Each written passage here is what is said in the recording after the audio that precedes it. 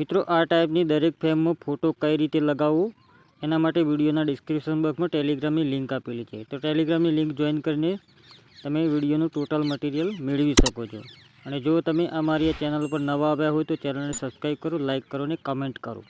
તો ચાલો મિત્રો હવે આપણે વિડીયોને સ્ટાર્ટ કરીએ. મિત્રો ગૂગલ ઉપર સર્ચવાળા ઓપ્શન પર ક્લિક કરવાનું છે. મિત્રો સર્ચવાળા ઓપ્શન પર ક્લિક કર્યા પછી બીજી રિમૂવ લખવાનું છે. તો મિત્રો મેં પહેલેથી જ લખેલું છે, એના પર ક્લિક કરું છું. ક્લિક કરતાની સાથે જ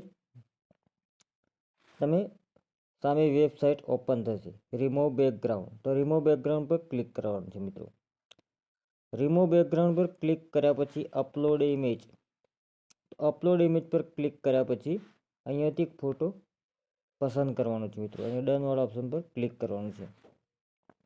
તો તરત જ બેકગ્રાઉન્ડ ફોટા પાછળનું રિમૂવ થઈ જશે.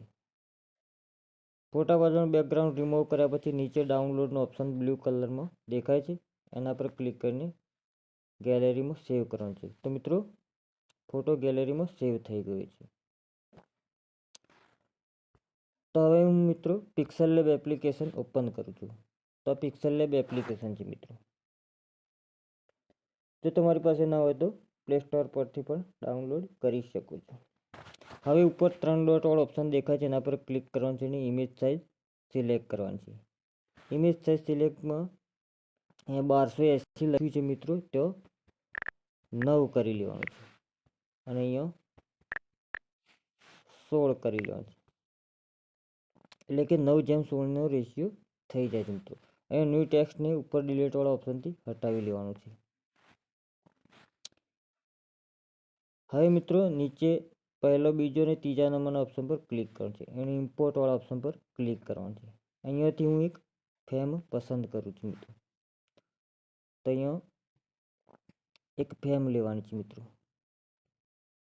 તો એને 9:16ના રેશિયોમાં કટિંગ કરી લેવાનું. મિત્રો તો આ રીતે હવે રાઇટના નિશાન પર ક્લિક કરી લેવાનું અને નીચેથી ગોળ સર્કલ મોટું દેખાય છે વ્હાઇટ કલરનું, એનાથી ખેંચીને આ રીતે થોડી મોટી કરી લેવાની સાઈઝ. હવે મિત્રો ઉપર 3 ડોટ દેખાય છે, એના નીચેના ભાગ ઉપર ક્લિક કરવાનું છે અને લોક કરી દેવાની છે ફ્રેમને, એટલે મિત્રો હલશે નહીં બિલકુલ આ રીતે. હવે મિત્રો ઇમ્પોર્ટવાળા ઓપ્શન પર ક્લિક કરીને જે આપણે ફોટો બેકગ્રાઉન્ડ હટાવ્યો તે ફોટો આપણે લઈ લઈએ અને નીચે રાઇટના નિશાન પર ક્લિક કરીશું અને ફોટોને અહીં સેટ કરવાનો છે. મિત્રો તો આ રીતે આપણે ફોટો સેટ કરી લઈશું. મિત્રો ફોટોને સેટ કરતાં પહેલાં આપણે ફોટોને અહીંથી ફોટો લોક કરવાનો છે. મિત્રો અને જે ફ્રેમ હતી એની લોક ખોલી નાખવાનું છે. મિત્રો તો ફ્રેમ પર ક્લિક કરીશું, એના પાછળ જઈશું તો ઇરેઝ કલર પર ક્લિક કરીશું અને એને એનેબલ કરી લઈશું. અહીંયા જે આ ટાઈપનો દેખાય છે કલર, એને આ રીતે બ્લેક કલર ઉપર લાવવાનું છે અને રાઇટના નિશાન પર ક્લિક કરવાનું. તો આ રીતે થઈ જશે. હવે રાઇટના નિશાન પર ક્લિક કરવાનું. હવે પાછો ફોટોને લોક ખોલી નાખવાનું છે. મિત્રો અને ફ્રેમને લોક કરી દેવાનું છે. તો આ રીતે હવે ફોટોને પાછળના ભાગમાં લઈ જવાનું છે, એટલે જે ફૂલ દેખાય છે આગળ આવી જશે. મિત્રો તો ફોટોને પાછળ લઈ જવા માટે અહીંયા ટુ બેક લખેલું દેખાય છે, ટુ ફ્રન્ટ અને ટુ બેક. તો ટુ બેક ઉપર ક્લિક કરીશું એટલે ફોટો પાછળ જતો રહેશે. મિત્રો તો મિત્રો ફોટો પાછળ જતો રહે છે. તો એ રીતે એને સેટ કરી શકાય.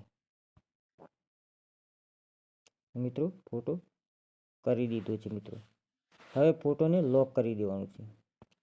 લોક કર્યા પછી અહીંયા પહેલો, બીજો, ત્રીજો ને નીચે ચોથા નંબરનો ઓપ્શન આવે છે, એના પર કલર પર ક્લિક કરવાનું છે.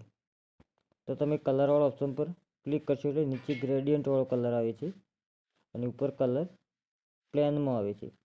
તો હું પહેલાં ગ્રેડિયન્ટમાં જોઈ લઉં તો આપણને કેવું સરસ લાગે. તો પાછળનું બેકગ્રાઉન્ડ અલગ અલગ દેખાવા લાગશે. મિત્રો આ રીતે કોઈ પણ બેકગ્રાઉન્ડ રાખી શકો છો. મિત્રો તમે જે મનગમતું હોય બેકગ્રાઉન્ડ રાખી શકો છો. હું કલરવાળા ઓપ્શન પર ક્લિક કરું આ રીતે ગ્રીન બ્લેક કરી શકાય છે મિત્રો. વ્હાઈટ, અલગ અલગ કલરમાં આ રીતે પીળો કલર, આ રીતે યલો કલર પણ સેટ કરી શકાય છે મિત્રો.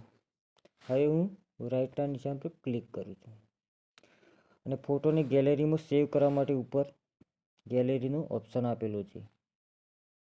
તો સેવ એઝ ઇમેજ પર ક્લિક કરીને મિત્રો કસ્ટમ લખેલું દેખાય છે, એના પર ક્લિક કરશું એટલે અલ્ટ્રા પર ક્લિક કરું છું એટલે કે રિઝલ્ટ ચોખ્ખું આવે. હવે સેવ ટુ ગેલેરી પર ક્લિક કરવાનું છે મિત્રો. ફોટો ડાઉનલોડ થઈને ગેલેરીમાં આવી ગયો છે મિત્રો. તો હવે આપણે બહાર નીકળી જઈએ. આપણે જોઈ લઈએ કે ફોટો ગેલેરીમાં આવ્યો છે કે નહીં. તો મિત્રો ફોટો ગેલેરીમાં આવી ગયો છે. તો જોઈ લો મિત્રો, ફોટો ગેલેરીમાં આવી ગયો છે.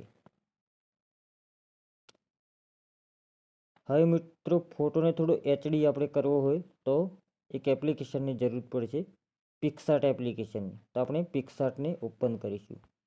તો હું પિક્સાર્ટ એપ્લિકેશનને ઓપન કરું છું. પિક્સાર્ટ એપ્લિકેશન મિત્રો એડિટ એ ફોટો પર ક્લિક કરવાનું છે. એડિટ એ ફોટો પર ક્લિક કર્યા પછી અહીંયાથી આપણે જે ફોટો ફ્રેમમાં બનાવ્યો તેના પર ક્લિક કરવાનું છે મિત્રો. અહીં ઇફેક્ટ્સ, નીચે ઇફેક્ટ્સ, ટૂલ્સ, રીટચ આવું બધું લખેલું દેખાય છે મિત્રો. તો ઇફેક્ટ્સવાળા ઓપ્શન પર ક્લિક કરવાનું છે મિત્રો. અહીંયા એફએક્સ લખેલું નીચે દેખાય છે, એફએક્સ BMW બ્લૂર. તો એફએક્સવાળા ઓપ્શન પર ક્લિક કરવાનું છે અને બીજા નંબરના ઓપ્શન પર જે બધા ફોટા દેખાય છે તો HDRN1 લખેલું દેખાય છે, એના પર ક્લિક કરશે મિત્રો એટલે ફોટો એચડી થઈ જશે. ઉપર હવે નીચે એરોનું નિશાન દેખાય છે,